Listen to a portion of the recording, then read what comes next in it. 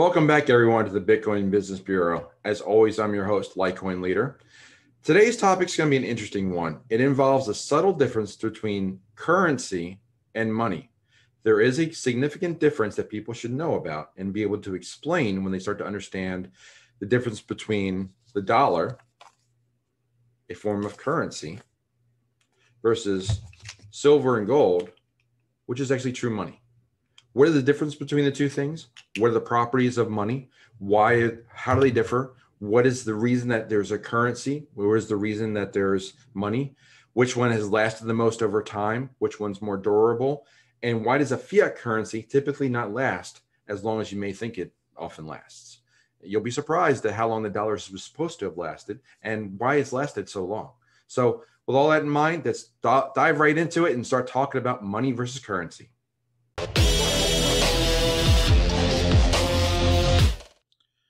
Okay, so I wanted to borrow a little bit from Mike Maloney's videos on currency and money and the history of money. He has got a great video on explaining the difference between currency and money. I'm going to walk through it a little bit, and it'll help me in my conversation with you guys regarding the differences between currency and money.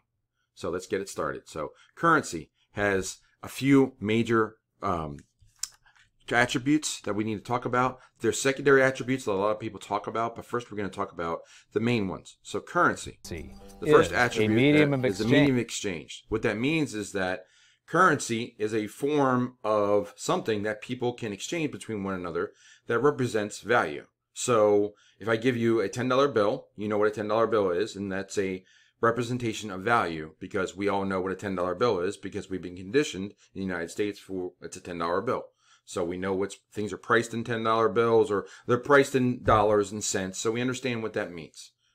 Second piece is the unit of account. Again, you've got the unit of account means that the $10 bill is a $10 bill. There's numbers on it. It's an account. There's a quarter's 25 cents. We know 4 quarters make $1, $5 make a $5 bill, 2 $5 bills make a 10, and so on. We know that works.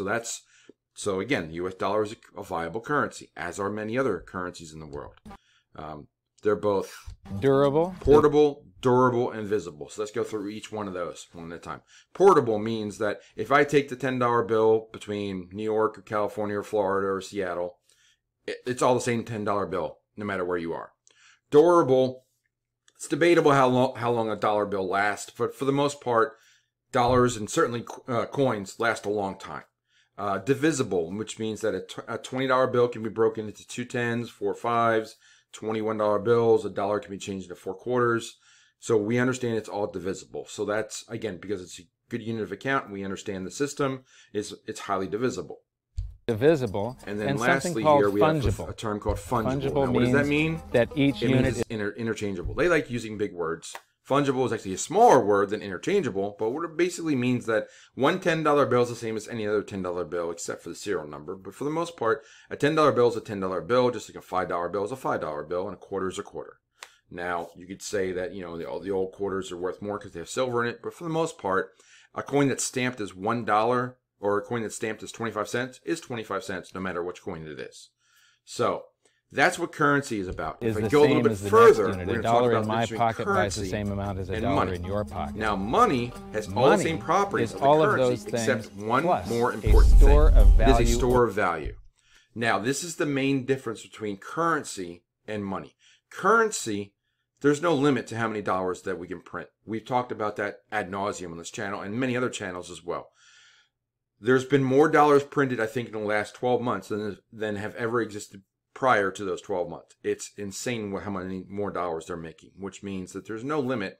All that is devaluing the value of the $10 bill. The $10 bill has the same buying power now as a $5 bill 2 years ago because they printed so many more dollars. That is not a store of value. That is a currency. That is like they're making more of it so you can spread around and just use it to get more velocity in the marketplace, people spending it. People think that they have more, but they don't. Just because you have extra dollars doesn't mean you can buy extra goods. Stores of value, that is where you have things that are durable and last a long time, but they hold up over time. Gold holds up over time. The example that many people give is that Back in the Middle Ages, a suit of armor was an ounce of gold. And now a nice tailored suit is an ounce of gold. Another example is go back 50 years, a first class airplane ticket across the country from LA to New York, round trip, roughly an ounce of gold. It's the same price at this time, roughly. So that's how you know that gold holds up over time. The value that it exchanges, it lasts for a long time. Gold has been money, and precious metals like gold and silver and other platinum have been used as forms of money for thousands of years. Going all the way back to Egypt, that's why the images of the pyramids. 5,000 years or longer, money has endured. Fiat currency, I don't have an image for this. Let me go grab one. Hold on.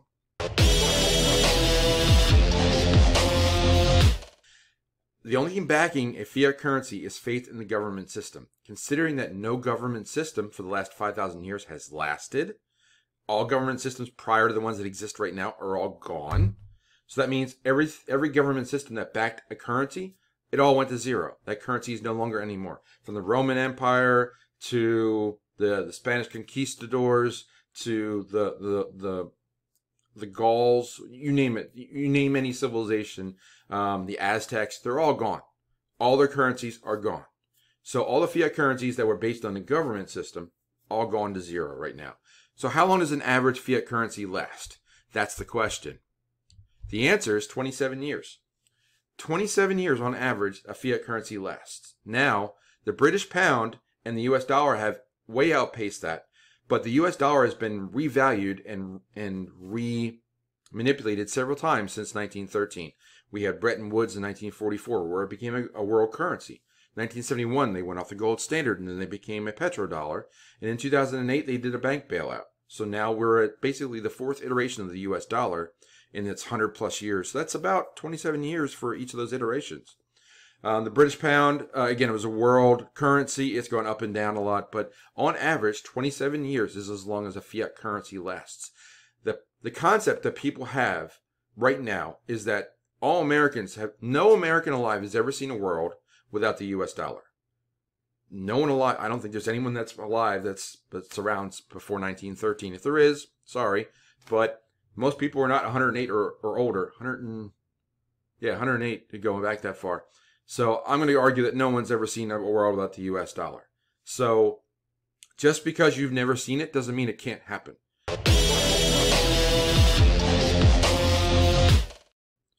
So I found a pretty good article here about the impact of Bitcoin on the global economy, and they talk about money and currency. So I'll provide a link to this particular article, but there's one chart I want to really point out, and that's this chart, and I'm going to blow it up a little bit for you so you can see it better. So these are the traits. Let me move myself over a little bit. There we go. So the properties of money versus these three different versions of currency.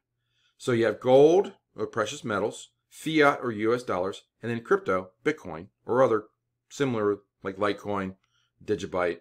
Those are with fixed supply. So we talked about some of these things before. We had fungible, we had portable, we had durable, highly divisible. We didn't talk about non-consumable, but they're all high. That basically means that it's you don't consume it. It's not like you're using fruit or things that expire or just it's a durable thing. It's metal or paper or electronic currency that it endures. So security, as far as counterfeiting, gold obviously has been counterfeited over time. There's been lead that's been coated with gold. There's been other metals that have been plated with gold. Fiat, obviously, it's always a problem with dollars being counterfeited. Crypto, really can't. The blockchain is the truth. Easily transactable, this is the limitation of gold because it's so heavy and so difficult to be, the portability, but again, the portability is tough. If you're doing a major transaction in gold, that's a lot of weight you have to carry around. That's why the dollar is easier when you just print large denominations, but crypto is the easiest because it's all digital. Scarcity. Fiat, they just print more, so it's not scarce at all. Gold, moderately scarce because they can always find more. There was a recent study excuse me, there's a recent article where in Africa they found a mountain that was made out of gold. And in fact, they barricaded people away from it because the local government didn't want people getting wealthy, not wanting to work to support the local economy.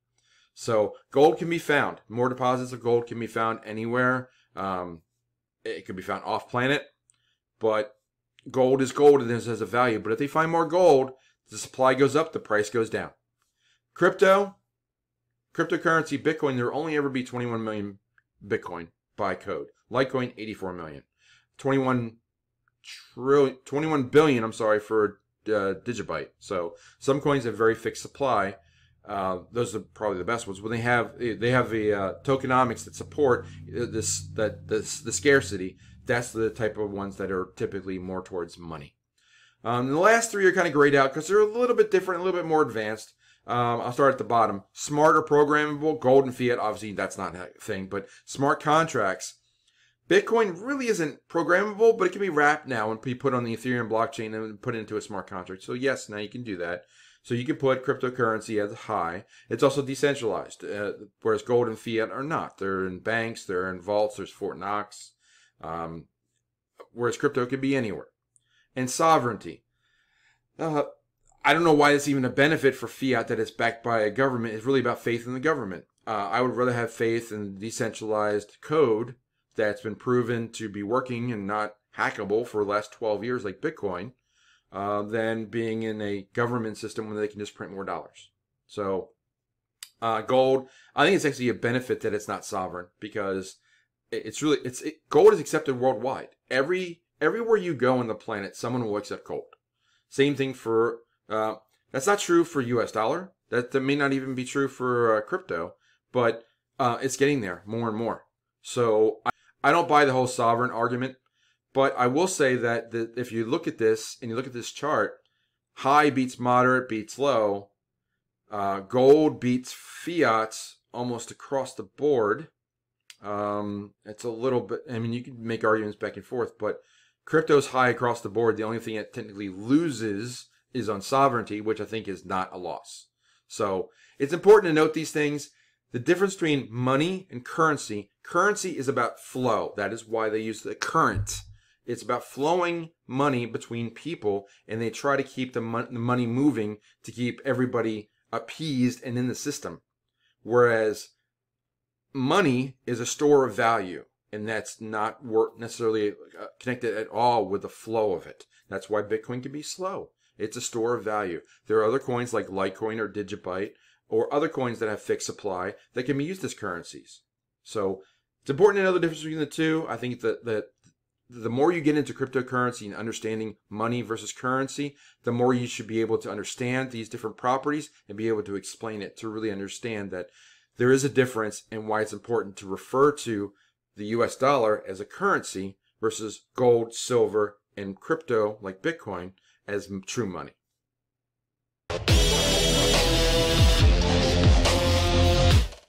So once again, many thanks to Mike Maloney and his great videos. I recommend highly his series on the history of money.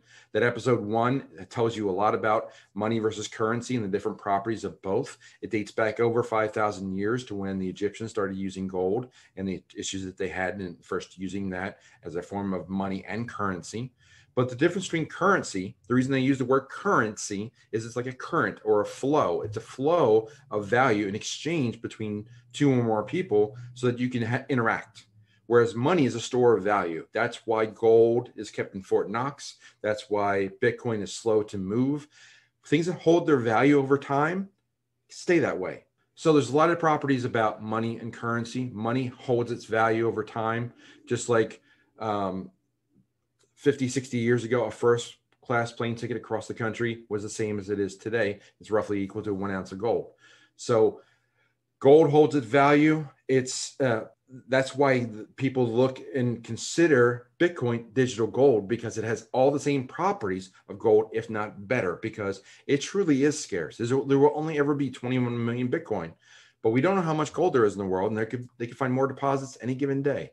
Just like they found some in Africa that they try to hide from the populace there. So it's important to understand the difference between currency and money. Currency doesn't typically last because it's usually issued by a government, And it's ultimately based in the fiat currency, which is based in the belief in the government. And as stated before, any government that doesn't exist today but used to is all gone, as is their currencies. So fiat currencies don't last more than 30 years, typically, on average, unless it becomes a world currency and they just manipulate it as long as they can to make it last as long as possible. So lots to learn from this.